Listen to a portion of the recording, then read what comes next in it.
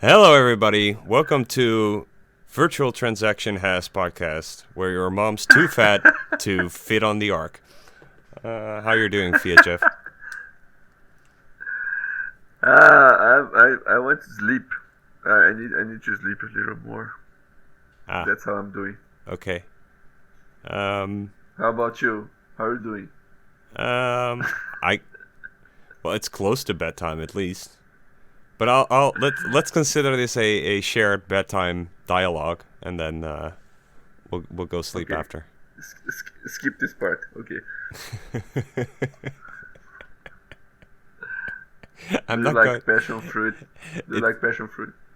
do I like passion fruit? Yeah. I think it's too sour to just eat, but if it's like in a drink You, or a smoothie or something, yeah, sure. Or in food, okay. In food? yeah, Yeah, maybe. Depending on the food, yeah. some Okay, fancy dish random or question. something. Was it? Is there another random question coming, or was the passion fruit No, question the no. random question? That was the question, yeah. Ah, okay, I see. Um, so let's start with Ark, I guess. Um, Yes. That's because the only podcast that will be able to explain arc for the yes, audience. because Ruben Thompson did a little write up. Doesn't have a podcast. He d- Not anymore. We should invite him and ask him if he likes passion fruit. Yeah, that's true. That's what we should. Okay. But maybe we have to invite another Brazilian as well, then to balance it. Okay. So Ruben Thompson did a little write up explaining the thing, which was really nice because in all the explanations that I've heard thus far, it was never an explanation of how the thing actually works. It was more like what it kind of works like other things, because it's sort of like It's like lightning, this. but then it's sort of like CoinJoin, and it's sort of like this. But it's not lightning. It's different. Yes. It's not a coin join. It's Yes, different. but it's sort of a side chain, you know. It's sort of a side chain, and yeah, that was But it's different. yeah, it was very frustrating experience trying to understand what on earth is going on. Um, but in the general concept is not that complicated.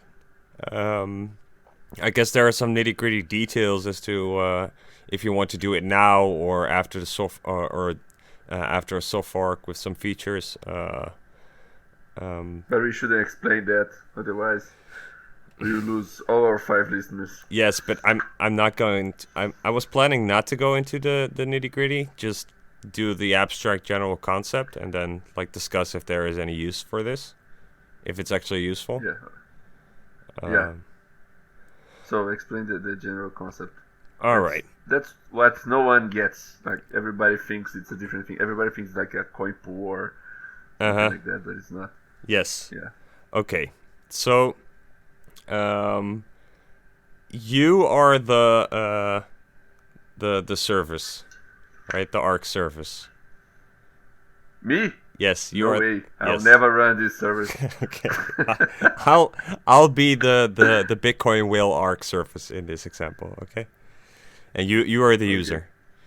Okay. So Okay. you want to make use of my fancy system, right? Yeah. So what you do is you do an on-chain transaction, and you via that on-chain transaction you put money into my system. That's what you're doing. So let's say Okay. just stupid numbers that make it easy, right? 1 Bitcoin. You're going to put one Okay. Bitcoin into my system.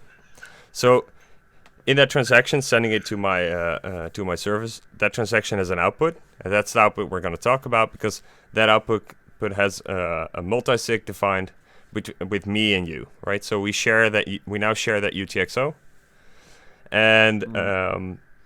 there are a couple things we're going to do with that UTXO. So one of the things that we're going to do is we're going to also immediately sign a transaction.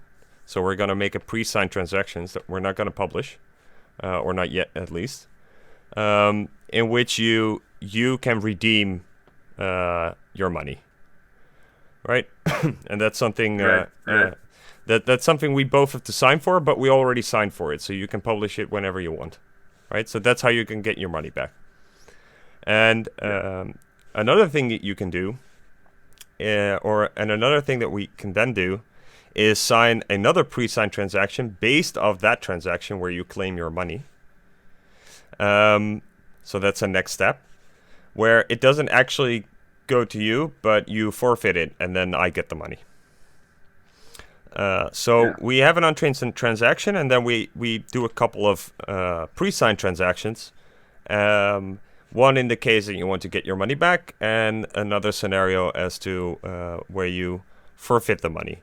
Now, what this notion of forfeiting the money means is when you actually want to send your money using my system to somebody else. So I hear a dog in the background. So the dog is the third person is this scenario. So you, as a user, want to send money to the dog. Now, that happens in sort of the same way. The thing is, the dog will just get a UTXO shared with me, a separate UTXO of 1 Bitcoin, the way we share one, but you're going to forfeit your Bitcoin, and I, as the service, going to make sure that I'm going to have another UTXO together with the dog of 1 Bitcoin. So in that just moment, like I had one with you. Yes, in the same way you had one with me. And here is like the fancy smart contracting logic stuff, that the forfeit transaction only is valid if the UTXO with the dog exists, right? Or you're able to get your money back. So that means that the moment I create, as the service, create the UTXO with the dog, so make sure that the dog now has 1 Bitcoin. From that moment on, just purely based on the transactions that exist, there is a path where I, as a server, can just claim the money. You no longer cannot claim the money anymore, unless I can try. You can try to claim it. Yeah, you can try to claim it, but then the problem then you is publish the other transaction that I used to I signed. Yes. Forfeiting my rights. Yeah. Correct. Okay. Yes. So that's the insurance. That's the second pre-signed transaction based off the first one. So and then on top of all of this, there are like time locks on all these on all these contracts, and that's just to make sure that if the other person doesn't take the action that it should take, then at least the other party can claim the money, right? That's why we're using these time locks. So we have a path that that we're supposed to go through. If for some reason we're not going through that path, there are time locks in between that we just have to wait for, and then the other party can take action. Now, this means that you, in terms of liquidity, I as a service need double the amount of Bitcoin that is deposited with me. Simply because the transactions I'm actually doing I'm not actually moving the money directly. I'm just saying, okay, there is this pool of money over here I have with all my users that deposit it, and I can eventually claim that money. But for now, in the moment, in order to actually claim that money, I have to first give it to somebody else. So that has to be my money, right? I have to provide that liquidity in order to give the 1 BTC to the dog. And then your BTC I'll be able to get much later. All right? So the first, yes. Just to say it again, the first Bitcoin that I deposited, it's still pending, like it's still there, not claimed by anyone. And then we create a new one, like you as the provider, you put on a new one on the blockchain that is now owned by the dog.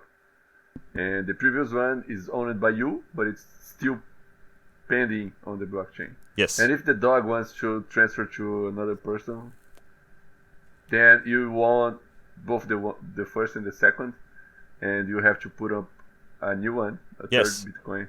Yes.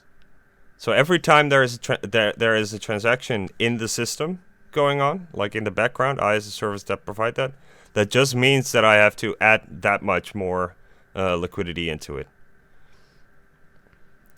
Okay, And everybody that understood this. hopefully, It's yeah. the best explanation. No one needs to listen to any other podcast like that stupid podcast, Bitcoin Explained, for example. You can skip this episode if they make one about Ark. Unless they change back the name to what the other name was. The Shores NATO, I think. Yeah. Something like that. Shores NATO. Yeah, that was really good for getting the search results and people finding your podcast. So now the final step in this whole thing is that because I as a surface, I'm smart, right? I'm really, really smart. So I got all these UTXOs with these users, and that just simply means that I can combine them, and that's the CoinJoin part, right? So that's where I'm actually optimizing here, because otherwise it would be kind of silly. So the optimization here is that I'm bundling this stuff up, I think these are these 5-second rounds, right? Those are just the batching. Yeah. Yeah. I don't understand why 5 seconds. Who picked that number? Yeah, I think it's just 10 minutes. Yes, but Makes more sense. yes, but it's an arbitrary. It's like 5 seconds is arbitrary in the sense that you, because that would be the speed of the system, right? Yeah. You have like you want a few instants. Yeah. So if you want to do a payment, you want it kind of instant. So, but you kind of need time in order to batch something. So you see, this protocol was designed by a product designer and not by a programmer. Okay, so there are a couple things here. So one is the batching. How does the batching work? Using CTV. Yes, I think it uses that. I don't know the details, but I think it uses that. Yeah, that tree of transactions that Jeremy Rubin. Oh yeah, that what he initially called commit the bag. Something the bag. Secure the bag. Secure the bag. Like you commit to it, like your transaction that goes on chain is just a transaction containing all the bitcoins of all the transactions that happen in that pool round, but it only has one output with a CTV clause, and the CTV commits to another transaction that's already pre-signed and shared with everybody, containing multiple outputs and like 10 outputs, and if there are 10 more than 10 transactions happening, then one of these outputs is committing to another of these bundles, and so on, making a tree of transactions that you can unfold to get to yours, something like that. Yes, that's correct. But we don't have CTV yet. But there are a couple things with this protocol. So first is the obvious one is the liquidity requirements. Jesus Christ! It's like in 5 days you get to the whole supply of Bitcoin. Even if people are just donating 10 sats to each other, you still get to the Also, you can't do 10 sats, right? I don't know what the protocol says about it. For example, Lightning is super smart. It just doesn't do it, but it fakes it. Yeah. No, so you can't. So that's another point, right? It's the size of the transactions you can actually do with the system. Those are that's something I wanted to address later, but we can get into it now. Is it needs to be a on-chain transaction sized Bitcoin transaction, right? It's not a and this is a point that I think people need to, and we've talked about it plenty of times, but I'm just going to repeat it, is that if you're doing anything trustless with Bitcoin, you're doing stuff with contracts on chain, and the fact that you're deferring a payment over time. So, for example, in Lightning, so you don't actually publish the closed transaction for a long time later, and you do a whole bunch of transactions in between. It doesn't necessarily matter for the size of the transaction in terms of Bitcoin, how small it can get, because that's still dictated by the on-chain fees as to whether it's dust or not, or whether the relative fees are very high, etc. So whether it's actually worth it to use the system. The only thing that you can do is that you make them relatively cheaper by saying, for example, if you're doing Lightning, if you're doing 100 transactions and only one of the transaction is the closed transaction, right? You can then divide the fees that you paid by 100, and then per transaction on average, it's a lot cheaper. But at the end of the day, you still have that moment, and you still have to be able to do the on-chain transaction, because those are the guarantees you have in the system. That's where you derive the guarantees from. And in Lightning, you can fake it, because it's only a problem when the payment is in flight, and then when the payment is done, then you can then it's not an issue anymore. Yeah. And here, that's, as far as I'm aware, you can't do that here. That's what I was thinking. So if you did it, it would be completely trusted. Yeah. You might as well do it in another way, right? And another thing when you didn't mention is that you do these things with fixed size UTXOs. I don't think that is a requirement, but it's a design choice. That all these virtual UTXOs, they yes, they have fixed sizes. So you couldn't make one that is 100 satoshis, right? No. Okay. So we will invite the guy Burak to the podcast next week, and then we don't ask these questions. We talk about the completely different LNG. and if he likes passion fruit. Yeah. So what use do you think this system has? Because if I listen to him, he's like, I wanted to have something with a user experience and etc. And I understand it from that perspective, but then I'm looking at the restriction that we just talked about, and I'm like, yeah, well, it's not a consumer level system, right? Yeah, I was thinking that it would be better for like a settlement layer, and then you put like 10 minutes or more between each transaction instead of 5 seconds. 5 seconds is enough. I can't even think. I can't even say a sentence in 5 seconds, and the guy is making a Bitcoin transactions and putting liquidity on every 5 seconds. This is crazy. Like, someone will spam this thing, but then he said, we can't prevent people from spamming and using the entire liquidity by charging fees. But you would have to charge very large fees, so such that it would be unusable with so large fees, maybe 100% of fees. I don't know.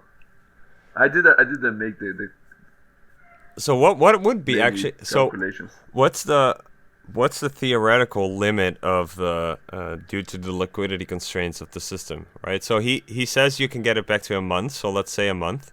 So let's say 4 weeks. And then it has to be like, you can only have a max of 10.5 million satoshis of Bitcoin in 4 weeks.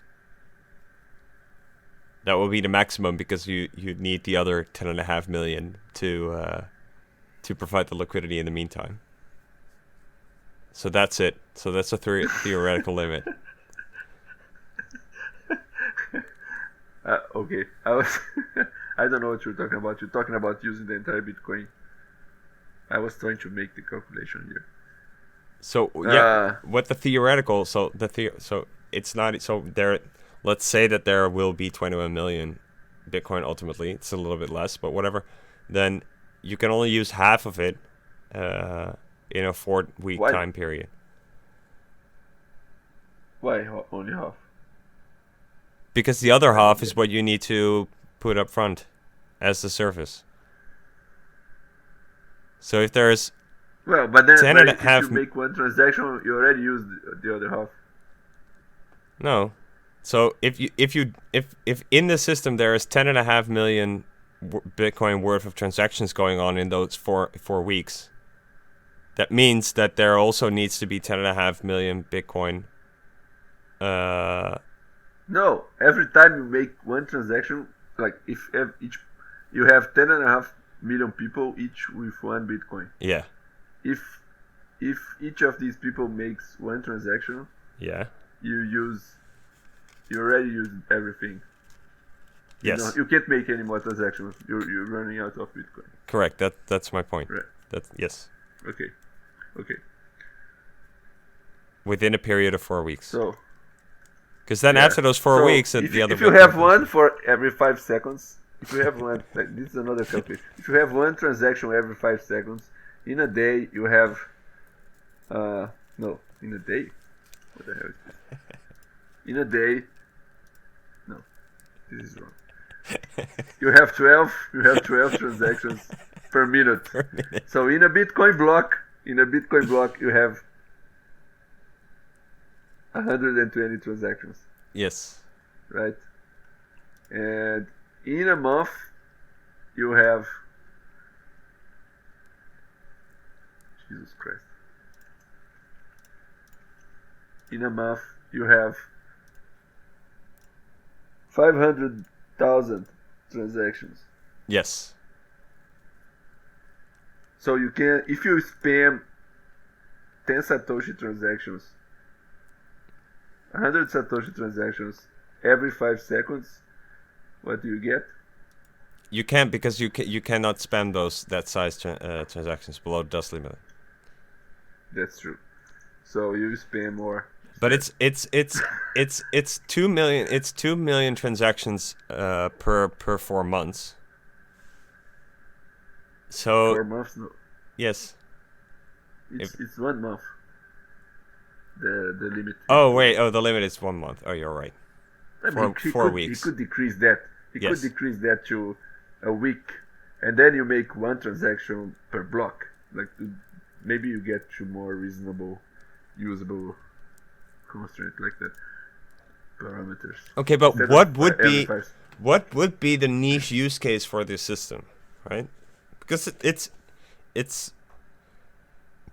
at least sort of smart. I'm just still thinking it's like, okay, but what's the actual use for this? I think it's very nice, yeah. It's a very good idea that has no useful. But I can. Well, it's. Well, I was thinking about that as a settlement layer. Yeah. Something like that. Yeah. Well, what I wanted to do is like a Lightning network based on pure trust, and then you could use something like that to settle like the balances every other day or something. But like why not? I start. Yeah. Why not? What? Why not doing a Bitcoin transaction? No, why not just do Lightning? Because Lightning is stupid, broken, has too many problems. It's a giant problem. Okay. We should stop using that, and we should use something trusted for small values, and then something. Yes, but you can use. Yeah, but you can. Why not just use regular Lightning for the smaller transactions? Yeah, you could too, but maybe this is better. If it's only being used for settlement and not real time transactions. I don't know. I also like state chains. Do you? I was not aware. No, because I was thinking that state chains could be used for my idea here, and then this would be like a state chain since it has like the same property of having fixed amount values. You should So make you should make a state chain, fiatjaf. There's one from Mercury, you know, right?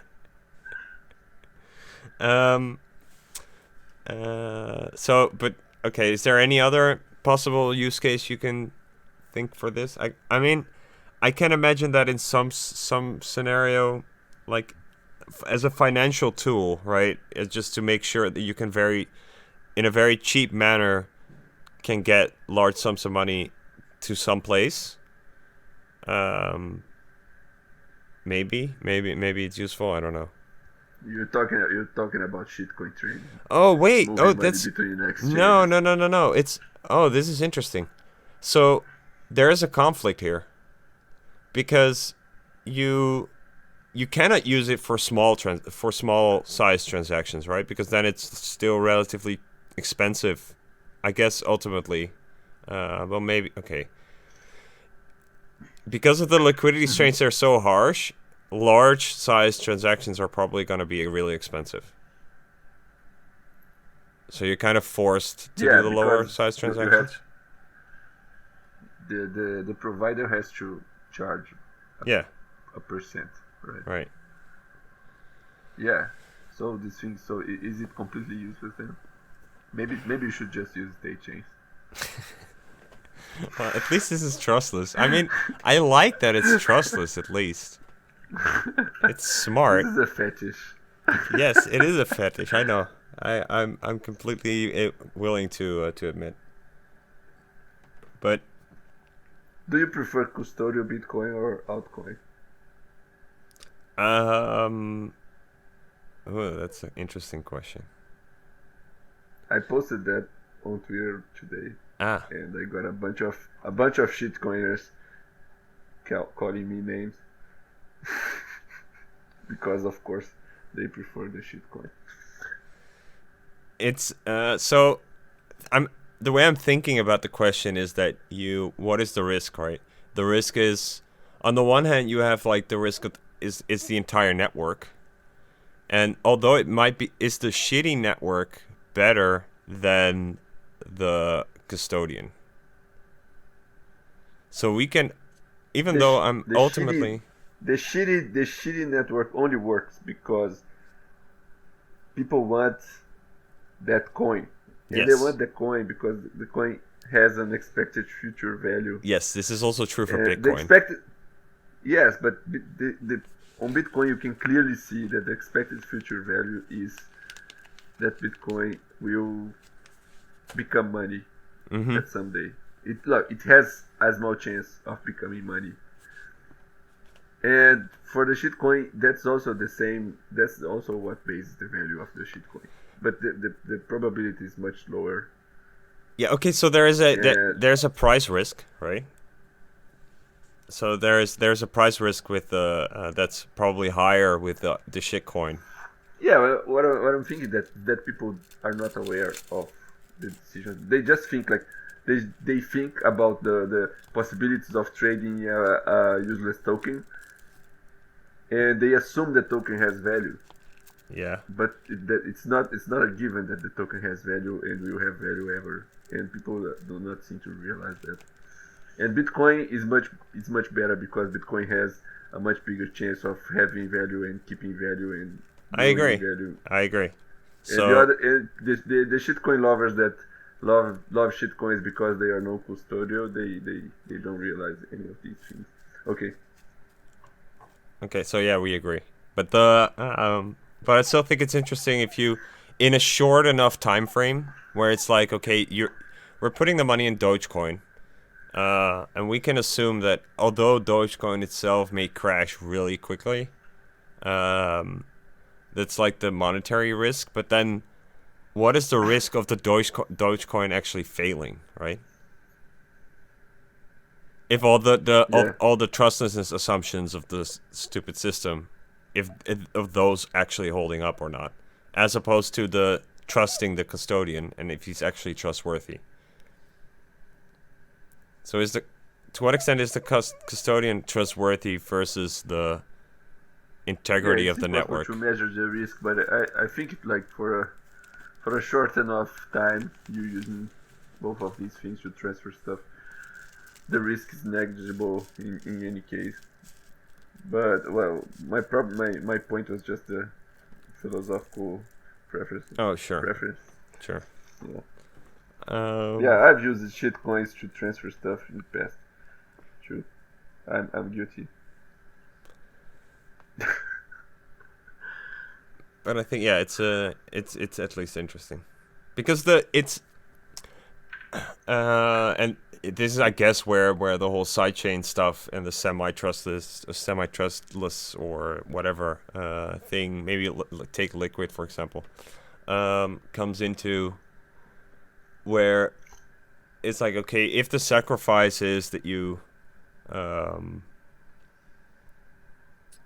not completely trustless, but you still want to use the system, maybe for lower value amounts, right? Because that's the most important delineation here.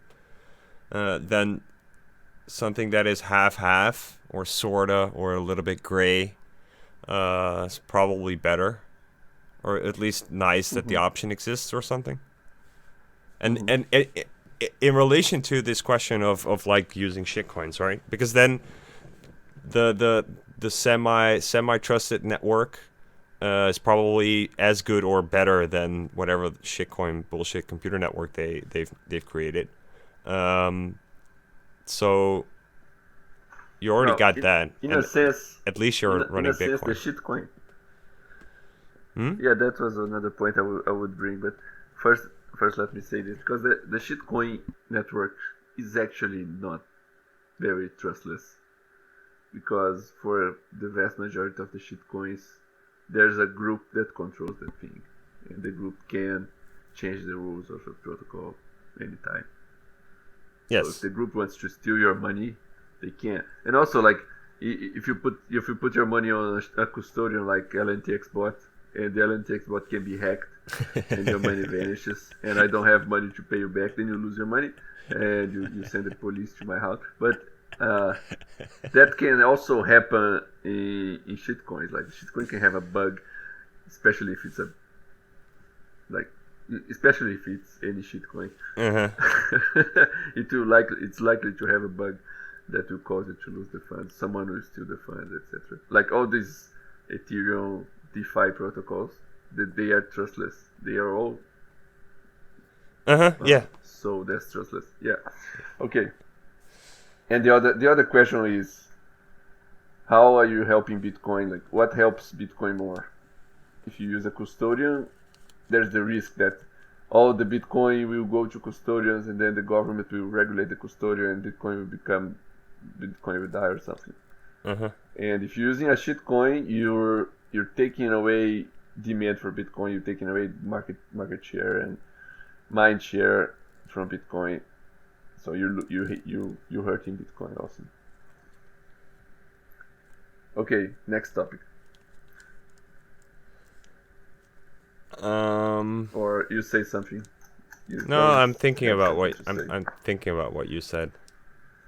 Because the thing is, I was thinking about the whole Fedimint stuff, or the eCash tokens on Bitcoin, right?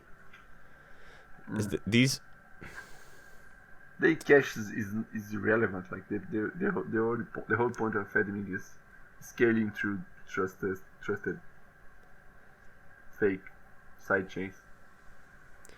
No, it's not a fake. Yes, okay. It's a side chain. Your couch is a side chain. No, so the thing with the eCash stuff, it ultimately doesn't solve the whole thing that it's like a bank, right?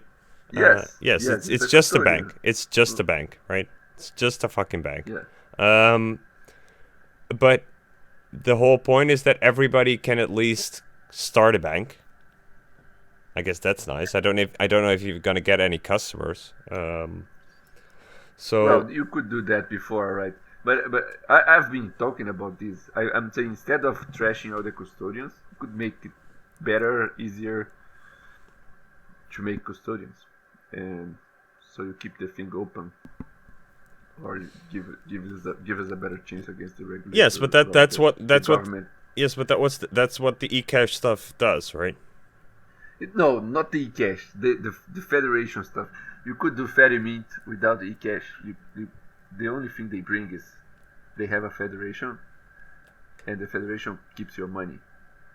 And the federation is like a group of 5 people signing.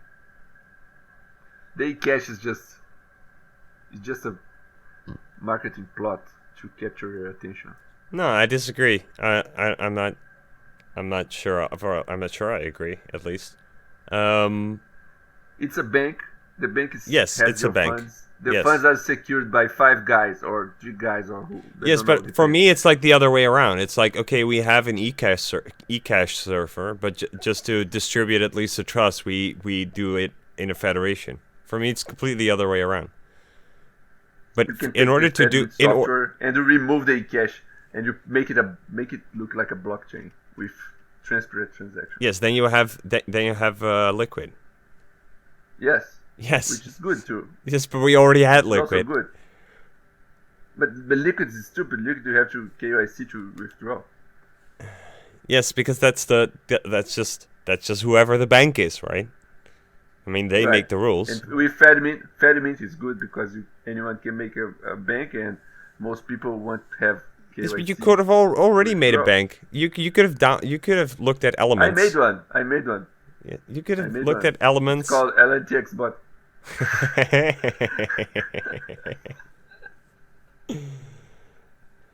No, but the whole thing with the eCash token is that it actually scales, right? It's as a payment method, it's fast, it scales, and it's private, right? That's the point.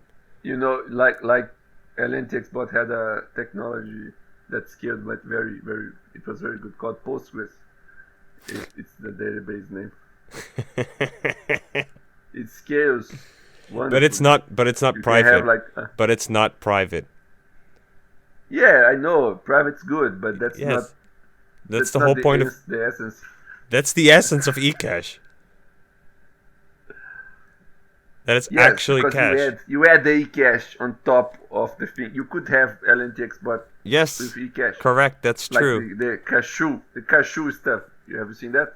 Yes. Cashew is like an eCash with a single guy holding the money. Yes. So it's that's my point.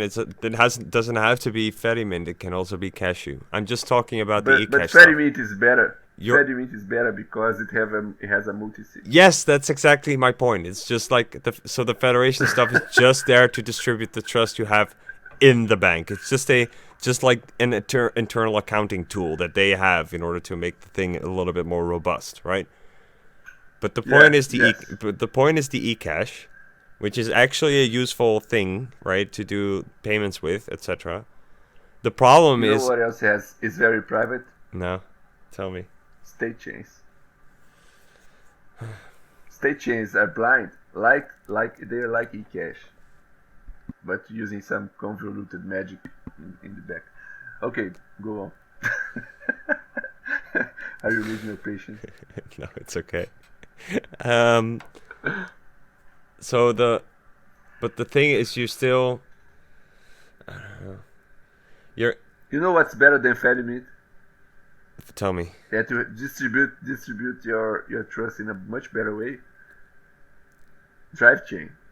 You distribute your trust to the same people that secure the Bitcoin network, and they have the same incentives as they have when securing the Bitcoin network to not steal your money.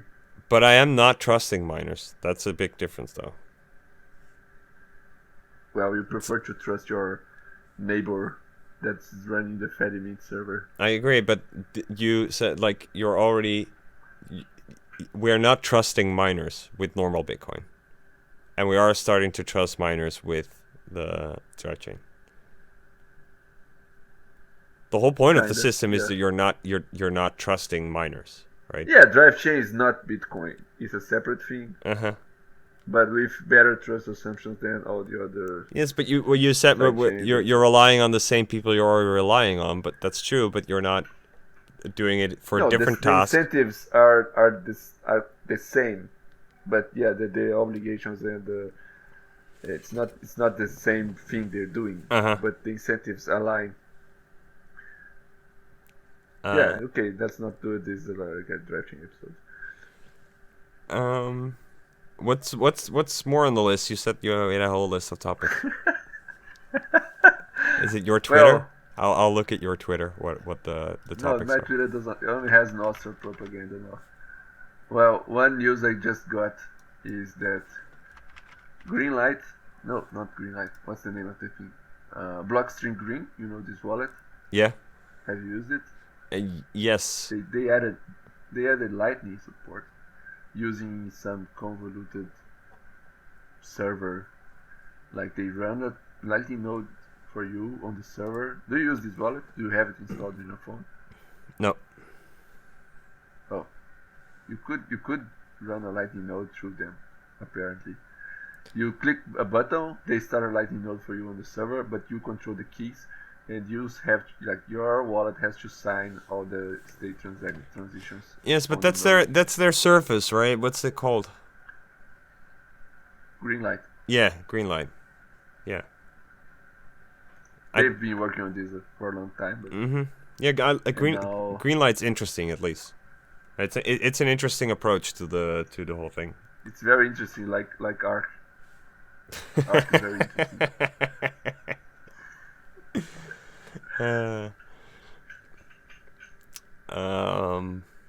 What else? Let's see. Oh yeah, a lot of Nostr stuff.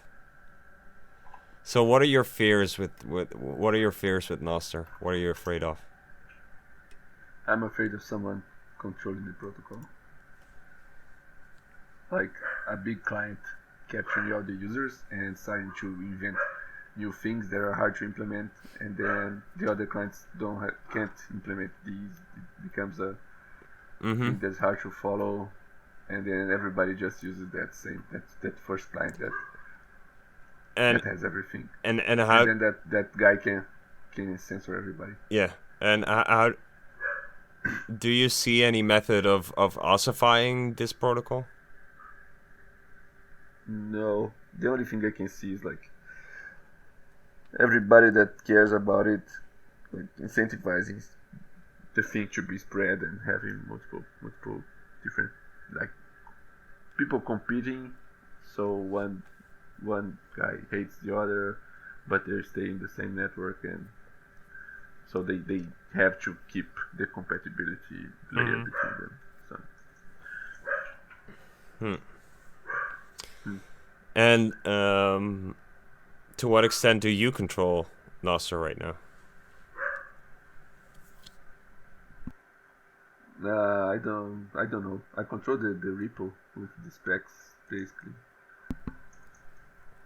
and but people don't really respect the specs. Like they can invent new specs, and they have been inventing new specs and not asking for my permission. And then I go there and just, if people are using whatever they invented, I just merge it to the repo.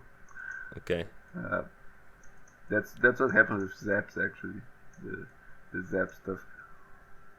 And to I invented it, and I just like it. I think the idea is good, but the way it was done, I think it would be much better with some tweaks, but too late.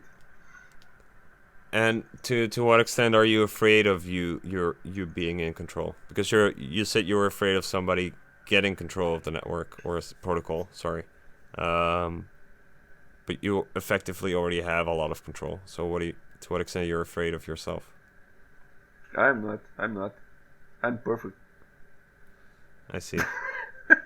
Oh yeah, I don't think I will do anything, and also I'm very easy to, like I don't really have control. Like I don't really have any power. I just have the name, like some name recognition.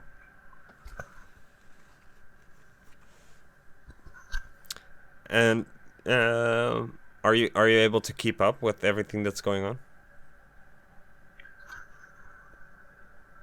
Yeah, kinda. There are, yeah, no, I don't know. There's probably some things that, for example, these people, they do zapathons. I don't know what that thing is, but they have been doing that for 6 months. So, or since the zaps were invented, every week, or apparently, I don't know, every time they do a zapathon. I have no idea what that is, and I don't see the zapathon happening. I just see people talking about the zapathon. Interesting. I can't help you there. I have no idea what a zapaton is. Is it like the lightning torch, maybe? I don't know. Yeah, yeah. No, I think they just zap everybody somehow. I have no idea. It sounds very violent, to be honest. It sounds very stupid. There's also a thing called pleb chain. I have no idea. I have no idea what that is. But that name is very enticing. Um, what other topics do you have? Oh, there's one topic that I saw on the off tech. And also there's a video like from used how do you say this name? Your cousin used Jäger. Say this name, please. Ruben Thompson? No. George Provost? I'll censor you on the chat. Which one? Which one of my cousins? Oh, Joost Have you seen Jager. his name? Yeah. Jesus Christ. Yeah, Joost Jager. He's in Lightning, right? Is he right? Yeah, he used to work for Lightning Labs, and now I don't know what he does now. He was working for that British Lightning company called BottlePay. Ah, yes. But BottlePay has closed his all its Lightning services. But he talked about using Nostr to relay Bitcoin transactions in a package. And then he made a video where he demonstrated using a command line tool that sends package to sends like he does like a transaction. He simulates a mempool that is full, Mm-hmm. and then he has a lightning closing transaction with predetermined fees, and the fees are too small. So when he tries to publish, this transaction falls out of the mempool, Mm-hmm. and then he cannot CPFP it because it's out of the mempool. Yeah. So for that to work, he needed package relay, but he said he could, if he used a mempool, a parallel mempool based on Nostr, he could like just send the transaction along with the child, and then the miner would be listening to a Nostr relay or a set of Nostr relays. They would see the package. They would include the transaction on their own mempool, and then he does that like he fakes as if he was a miner. Uh-huh. And it's very interesting. And then they had an episode on that Optech podcast that you didn't listen, and where they had like Gloria whatever, Yeah. and the merch guy talking with this Joost host. Joost. Please say it again. Joost. Yes. Joost talking with Joost about this thing, and then they were very condescending, saying, "Oh, I don't want this because it goes out of my control as a Bitcoin overlord, and I want to control everything." And also, he was talking about using this to relay non-standard transactions, and they got very scary about that. No, don't relay non-standard transactions. We don't like those. And one of the guys on the podcast said, "Oh, it could be a temporary solution." And anyway, Well, very condescending. it's yeah, for like I always saw just the whole peer-to-peer network and the whole peer-to-peer network part of Bitcoin just as a tool. Because there's nothing inherent about Bitcoin that you need the P2P network, right? Right. The only aspect is that you probably want to have something robust and redundant that is that non-trivial to kick over. And having this network, peer-to-peer network, is between these nodes is pretty useful. But then, from that perspective, still it's like a backbone, I guess. But yeah, you can use any layer. You can use any layer. So, and I don't Yeah, think... I've tweeted about it like a year ago, Mm-hmm. how like Nostr will replace the Bitcoin mempool. But yeah, the one argument they used is like, oh, we want someone to with no contacts to anyone to just turn on their miner and be able to mine without like being excluded from from the best transactions that are Mm-hmm. paying more. So we need something that is neutral. But I think Nostr is very neutral, and the Bitcoin mempool can also be not neutral. But yeah, I think it's very neutral too. No, but But peer to the peer Bitcoin does mempool, not. it can't be neutral because it's personal. Everybody has their own mempool, Yeah, right? yeah, but it's like everything is anonymous. You don't know who you're connecting to, and then you're trying. Everybody uses the same software. No one's trying to use a software that will hijack the mempool because it would be useless since everybody else is using the same software. Yes, I But get that. I get that. you I get that, but yeah like I already said, it's a very useful, robust, redundant backbone to have. I get that, yeah but yeah. But they you can't say that Bitcoin relies on that because then we'd better just stop today, right? stop relying on that. No, stop Bitcoin. If you're gonna yeah if you're going to freak out that much, if you're saying, well, if you're going to start other protocols, other layers, other networks, other systems in order to communicate data, and then if you do that, that undermines the system, then it's like, okay, then we're better just give up now, because what the fuck are you gonna do about it? Yeah, that's true. Same thing about stamp chain, but Yeah, but yeah. yeah, but then they say these. Oh, you don't want people, new miners to be excluded and so on. But what's happening today is that miners are being excluded. Like there are some big posts that the ordinals people are contacting privately to send transactions that are Mm-hmm. non-standard, right? And some miners are not seeing. They don't have the chance to see these transactions. And with Nostr, we could have that. We could we could have. It's in the interest of everybody to to to see these transactions broadcasted to most miners as possible. So I don't see why not. Mm-hmm. And what's the name of the guy again? Yost. Yost. Yes, it's Yost Joost. also said Yes, some. Joost Jager. Joost Jager. Yost Jager. Yes, correct. Almost. He also said some important things like, oh, the mempool has a bunch of the Bitcoin mempool has a bunch of stuff about a bunch of restrictions to prevent spam and to Uh huh. prevent uh, denial of service and etc.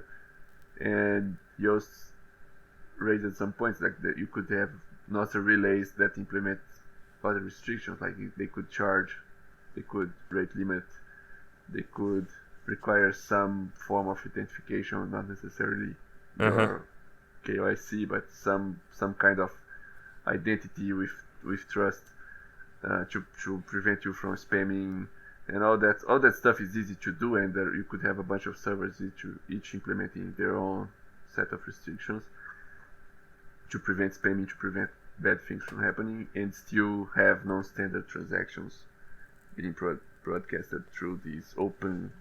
Yeah, anyway, I think you agree with me, Yeah, or yeah, I you're do. too No, so too sleepy too. no, this is one of the discussions that I once had on a bit devs is why are you not just allowed or able, or well, you're in both technically are, but to just set your own parameters, right, as to how many transaction, what you accept in being part of the P2P network, how many connections you accept, and how many times you're willing to send over transactions, and what transactions you do and don't send, etc.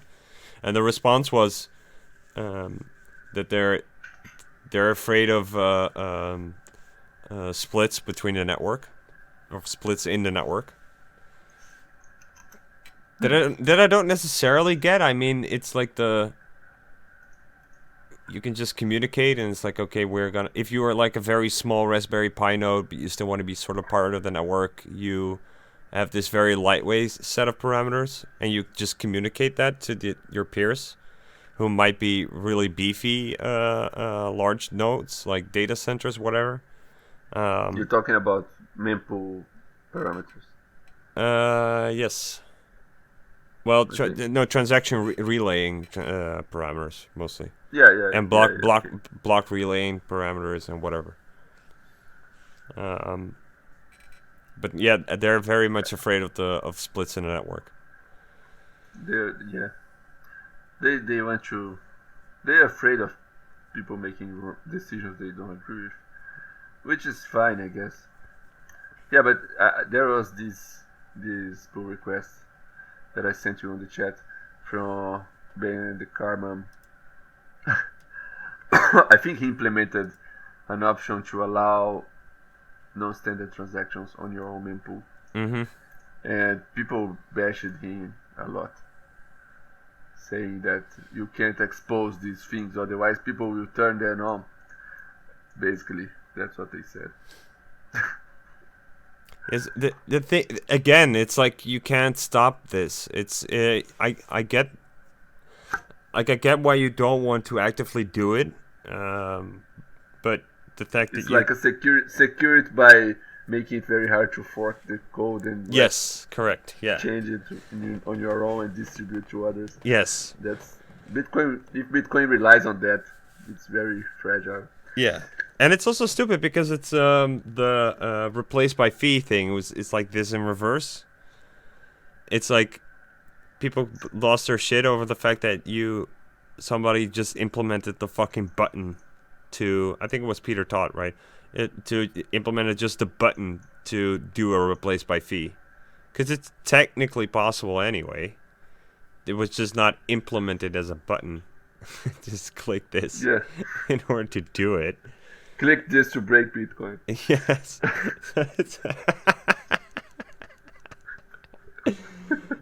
And this is the same This thing. button, It's like but this button is not approved by the cabal of overlords. it's like Didi is like, ooh, what does this button do?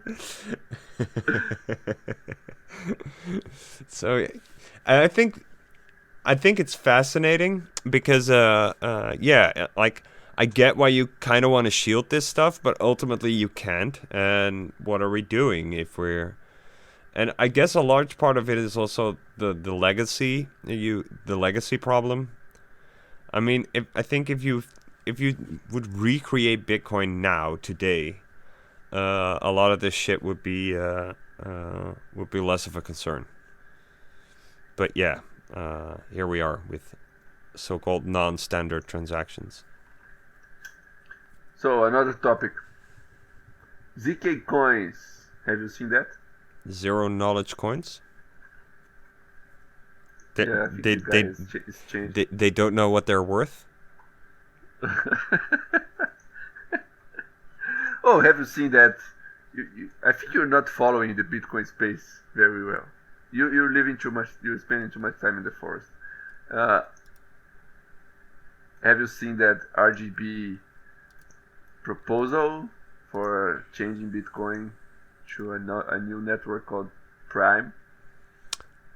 No. I did see some RGB announcement. Yeah. I think you'll find that interesting. We can discuss that in the next. Okay, I'll look it up. And here, and then you see the ZK coin stuff. But is it a hard fork that they wanted to? No. It's a soft fork. It's more subtle. Not even a soft fork. It's just a different thing entirely. Yeah, they're proposing that you move the coins to a separate system, which is not ever going to happen. But like you burn all the coins here and they move them to the other system that works differently. Migration. But the same blockchain continues to work, and this other system depends on the current blockchain. Okay. So yeah, it's like a side chain inside Bitcoin without 2A peg. But then they say, oh, we could have 2A peg if we did drive chain or some magic zero knowledge magic, but they don't talk about this part very much. They only talk about how their new system would work better than the current Bitcoin. And why? Why does it work better than the current Bitcoin? Because it's client-side validation. So you don't have to put everything on the chain. But You Bitcoin have to itself, keep Bitcoin itself is already like client-side validated.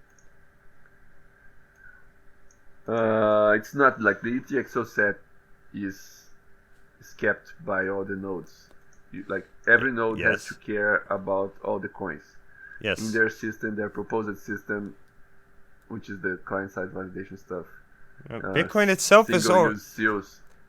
that's how Bitcoin works. What No, is it's it? not. It's Yes, not. it is. Bitcoin you have to. No, it's not. You have to validate everything on their Yes, system. the You don't. client on the client side. No. You're Like on the client side. You're able to validate everything. That's the entire point of the yeah, system.